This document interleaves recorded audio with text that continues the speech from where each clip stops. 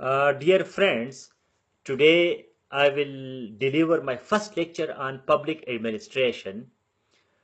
This is second lecture in the Management Sciences group.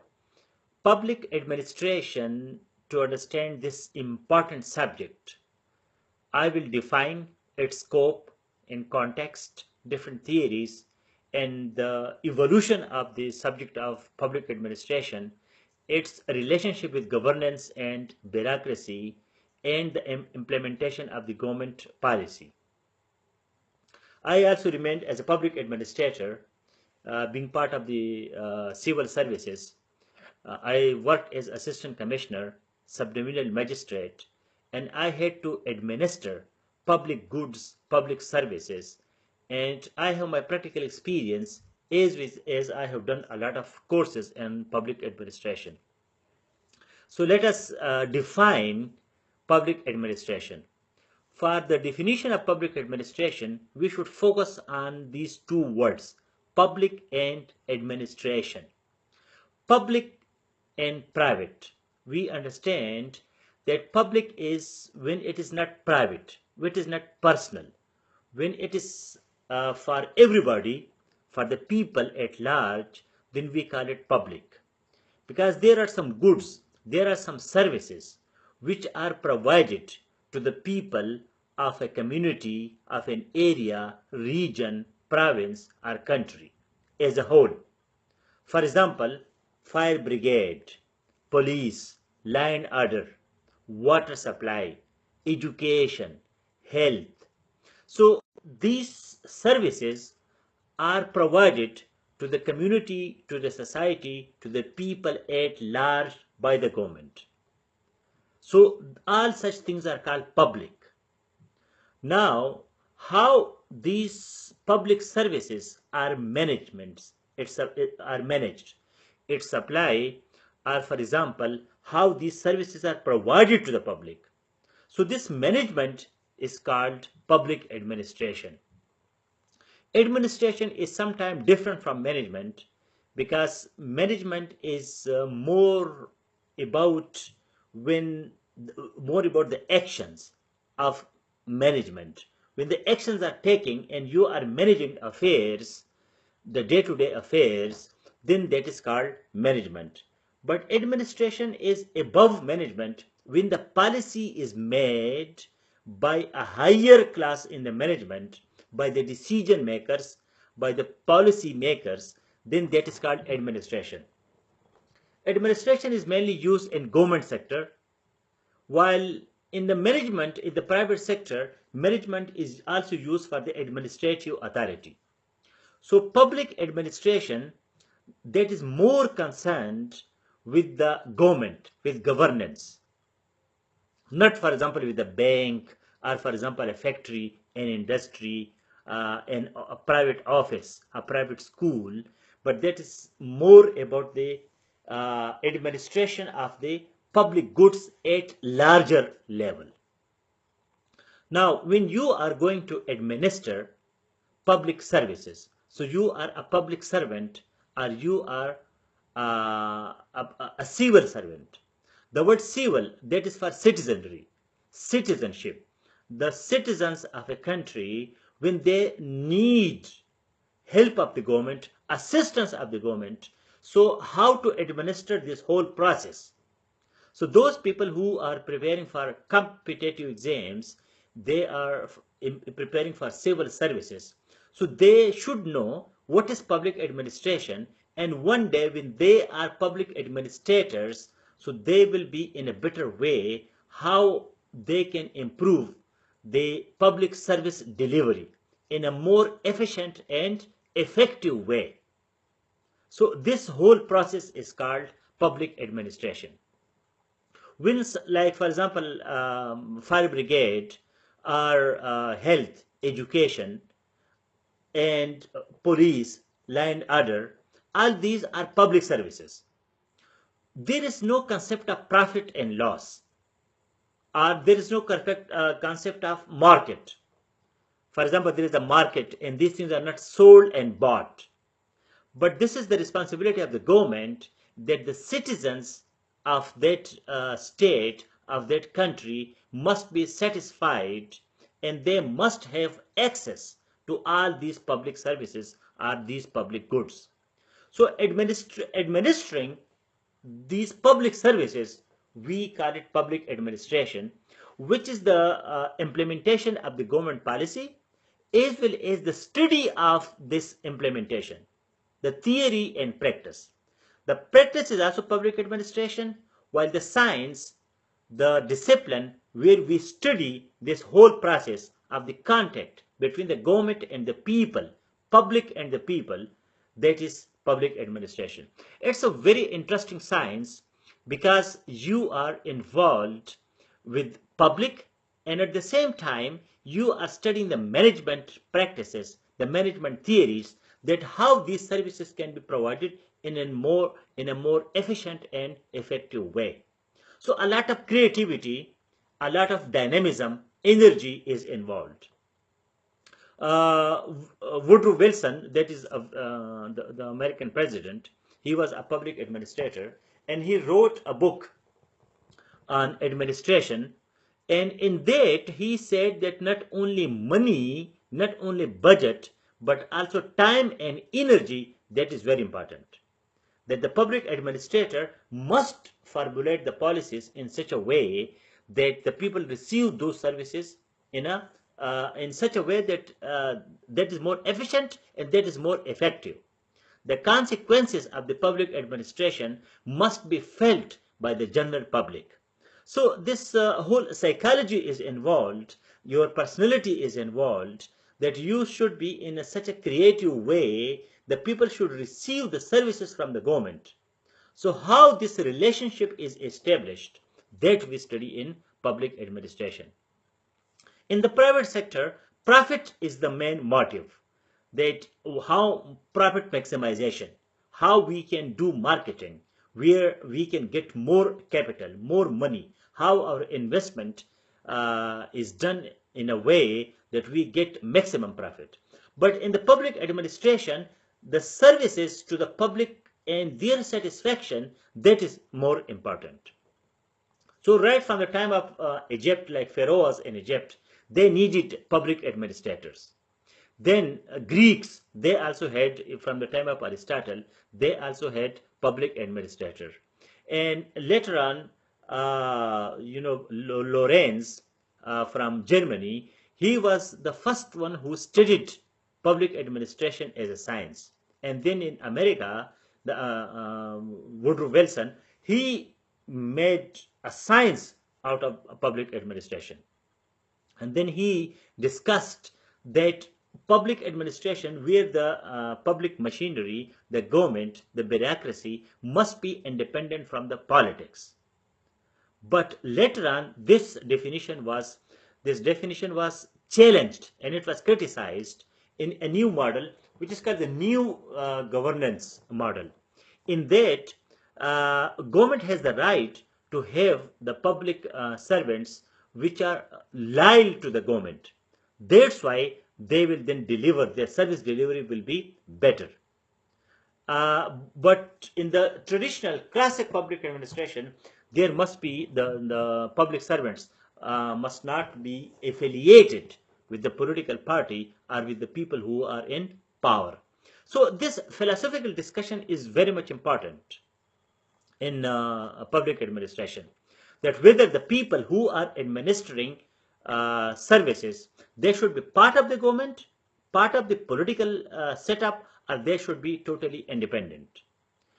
So the new model is this, that for example in many countries they implement that the public servants must come from the government, they should be loyal, they should have sympathy, ideologically they should be part of that political system. Otherwise, for example, a person is liberal and he is working for conservative party, so that person will not be so much interested in the delivery of the services. And some people, they focus that this separation is very much important.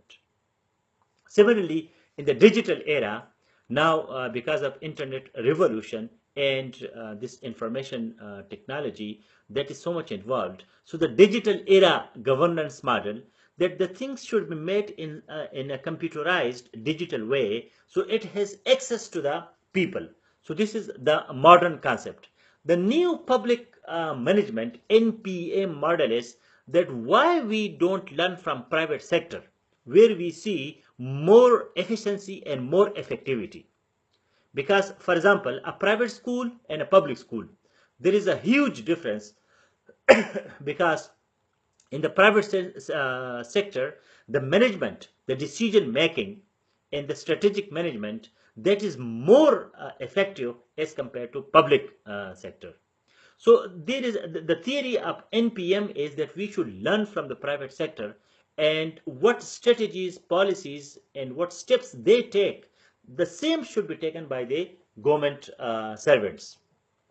So bureaucracy, which is the collective body of the public servants, the role of bureaucracy, they are the arms, they are the implementers of the government, and they are part of the executive branch of the government setup. For example, each state, it has the territory, geography, the sovereignty, the people, and the government. And the government then has executive, judiciary, and legislature. So the executive part of the government, that is more dominated by the bureaucracy or by the public servants. So the concept of public administration must be made clear to us that when we think of a public administrator, so the policies which the government make, these policies are implemented by the public servants.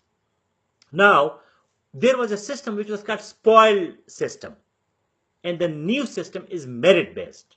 In the spoil system, the people would be recruited by nepotism, favoritism. The people who will be working for the government will be those people who are loyal to the government. Again, this system is revived in some countries, but in a modern form. They think that the people, they should not, like, there should be no favoritism, or there should be no nepotism, there should be no corruption. But these people must be loyal to the governing party. Otherwise, there will be dichotomy. There will be the people, then they will be not interested in performing their jobs. So this is out of the box thinking, a new concept in public administration. But the merit based system is this, that the public servants, they must be recruited. They must be given the opportunity totally on merit, and their decisions in the day-to-day affairs must be taken on merit, not on political affiliation. So some people consider public administration to be part of political science, while others consider it to be part of administrative sciences or management sciences. So this concept also should be made clear, whether it is part of the political science, where the politics are implemented by public administrators, or it is just management of the public affairs. Because managing a private organization, that is quite easy, but the whole administrative structure of a government, public administration as a whole, that is then quite a complicated process. So public administration then discuss all these things in an interesting way, that how government can become more effective and more efficient.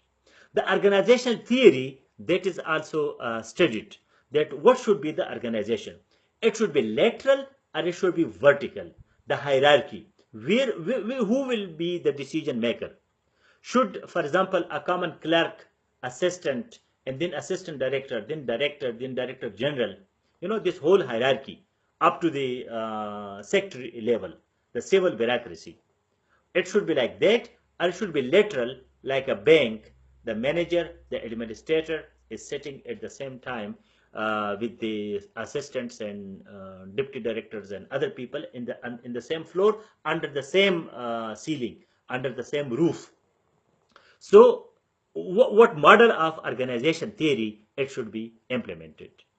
These things we study in the public administration. Human resource management or personnel management. We should consider just persons, or we should consider the humans as human capital.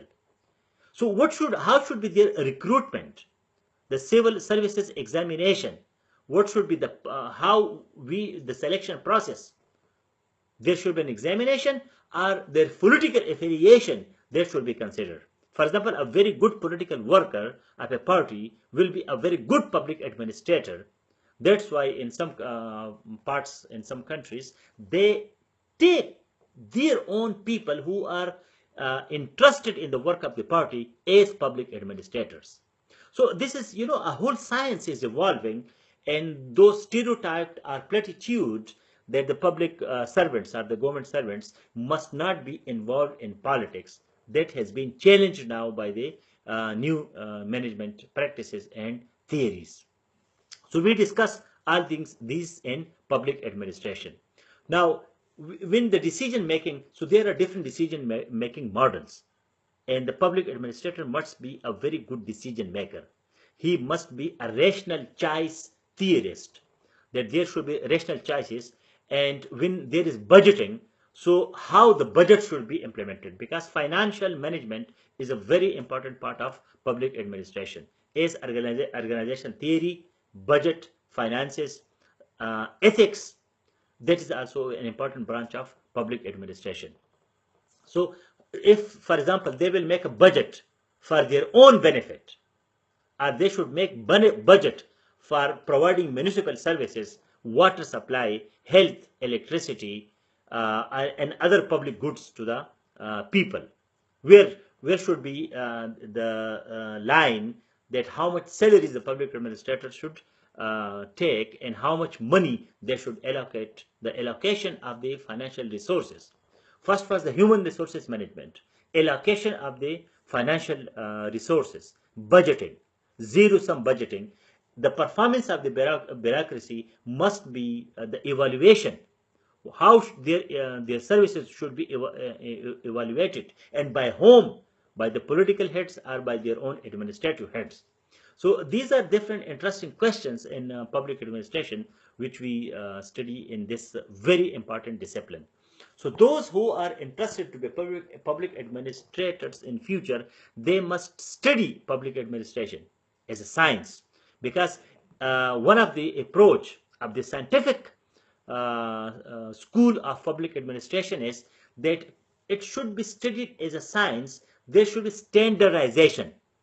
How a bureaucrat, how a public servant should be recruited, how he or she should be trained, and how his performance evaluation should be made. It is a science. It should not be like a thumb rule. There should be no like a test and trial basis. It must be made a rigid science from the time of the selection, performance of duty, evaluation, retirement. All these things must be given in, must be studied and must be implemented in a scientific way. So this is the scientific approach to public administration, where public administration is taken as a science, not just a theory, or not just only a discipline in which the theoretical models are studied. It is a multidisciplines where sociology, political science, management is a science. These are also discussed. There is a difference between management and administration. As I earlier said, administration is more for the policy formulation and its implementation, while management is when the administration makes the policy, then how this policy is given a practical shape in day-to-day, in the ordinary activities, then that is called management. Although in the modern times, the difference between management and administration, that is blurred, that is not so clear. Administration is sometimes the people, the public part, while management are the processes, the procedures, the operations, then that is called management. As I said, the new public management, where we learn from the private sector, because the government body, the machinery, that is too huge, while the private sector, that is too small. So that's why their policy formulation, as well as their implementation of those policies, that is quite easy, and that is quite efficient and effective. So we learn from the private sector in the public administration. That's why the limits of these two are now blurred in modern times. So I will suggest that you must study public administration.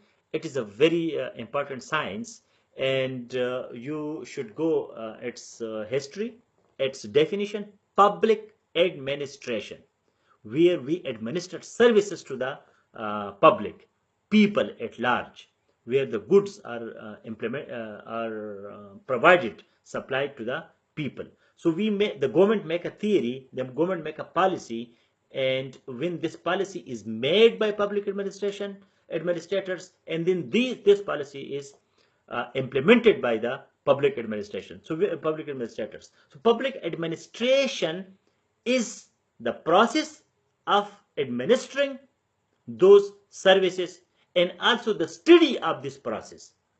This is also a discipline which is called public administration. So in my future lectures, I will discuss in detail different aspects of public administration. But today, just I wanted to sensitize you that public administration is a very interesting science, a very interesting discipline, a very interesting process in which a person, he or she, implements the government policies for the benefit of a common person. When the common person gets benefit, because that is an agency. The politicians, they make the policies. And one of the definition of public administration is politics realized.